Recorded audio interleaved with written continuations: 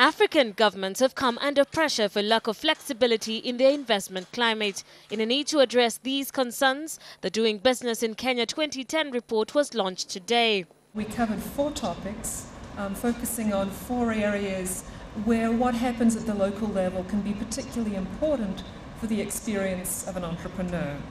We looked at the process of starting and registering a business, of getting a construction permit for a warehouse, of registering and transferring property, and of enforcing contracts. To do this, we worked with 115 business consultants, engineers, lawyers, and property experts and utility providers around the country, and we worked importantly with government officials. The report shows that differences in local regulations and in the enforcement of national level regulations can enhance or constrain local business activity. This provides a tool for us to think about how different localities might compete with each other, but also importantly what we find is great opportunities to learn. Typically the results of these reports are quite surprising in some ways. You find that there are people doing interesting things you hadn't heard about. That provides opportunities for peer learning, for seeing who's doing something in some more innovative ways that I can learn from. While noting of the need to deliver a high-quality local business environment, the Kenyan government has underscored the need of business innovation as indicators of improving the environment for business. As the report will spell out clearly, the subnational Doing Business project, by focusing on clearly targeted improvement opportunities, will spur further reforms in the management of our local authorities.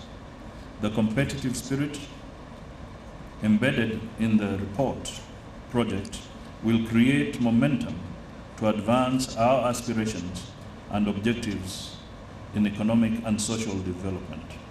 My ministry will continue to collaborate with all stakeholders as we address specific concerns of the private sector.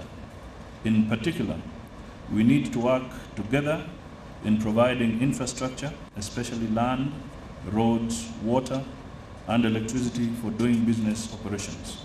60% of government revenue is received from the Nairobi metropolitan region, 60%. So again, if we are to achieve our Vision 2030, unless the metropolis in the Nairobi metropolitan perform, it will be a dream. And therefore, anything that will assist the 15 local authorities under me, I welcome it, I support it, and if there's anything that as a ministry we can do to help and assist you, we will do that.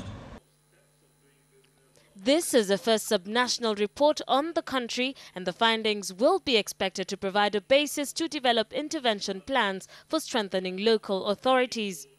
The findings of the report will provide us with a basis to develop intervention plans for strengthening local authorities. It will also be a reform instrument uncovering bottlenecks and local good practices, promoting peer-to-peer learning, and facilitating strong driver for reforms.